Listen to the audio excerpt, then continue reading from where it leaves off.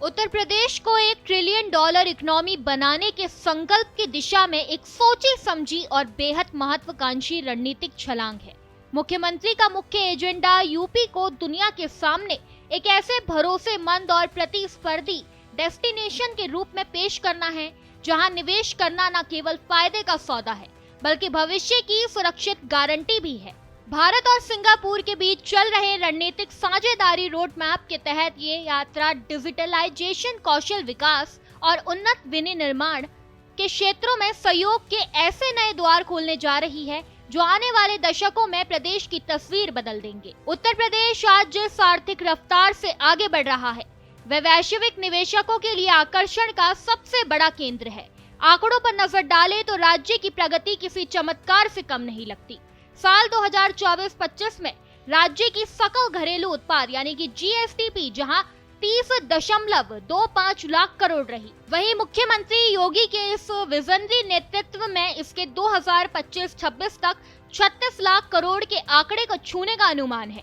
निवेशकों के सामने मुख्यमंत्री ने राज्य की पारदर्शी डिजिटल सिंगल विंडो प्रणाली का जो मॉडल पेश किया है, उसने लाल फीताशाही के पुराने डर को खत्म कर इज ऑफ डूइंग बिजनेस का एक नया मानक स्थापित किया है।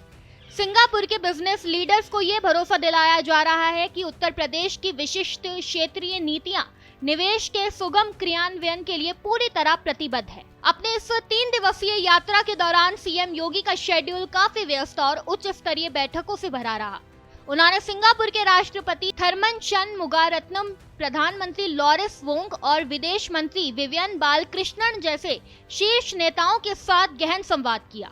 इन बैठकों का मूल उद्देश्य राष्ट्रीय स्तर पर तय किए गए भारत सिंगापुर सहयोग के ढांचे को उत्तर प्रदेश की जमीन पर वास्तविक निवेश परियोजनाओं में तब्दील करना है। यहाँ योगी सरकार का अर्जुन विजन बिल्कुल स्पष्ट है। उनका ध्यान प्रदेश के उभरते हुए आधुनिक बुनियादी ढांचे पर है। जेवर में बन रहे नोएडा अंतर्राष्ट्रीय हवाई अड्डे के पास hyper scale AI data centres के निर्माण के लिए सिंगापुर की दिग्गज कंपनियों को आमंत्रित करना इसी विजन का हिस्सा है। साथ ही एविएशन, एयर कार्गो, लॉजिस्टिक्स और हरित ऊर्जा यानी ग्रीन एनर्जी जैसे क्षेत्रों में सिंगापुर की वैश्विक विशेषज्ञता का लाभ उठाने के लिए कई महत्वपूर्ण समझौते पर काम किया गया है। इस पूरी यात्रा का सबसे गौरवशाली क्षण invest UP mega road show रहा, जिसे वैश्विक निवेशकों का महाकुंभ कहा जाता है। इस आयोजन में तामसेक और जीआईसीसी जैसे दिग्गज संप्रभु संपत्ति कोषों के साथ साथ डेटा सेंटर ऑपरेटरों और प्राइवेट इक्विटी फंडों के प्रतिनिधियों ने हिस्सा लिया।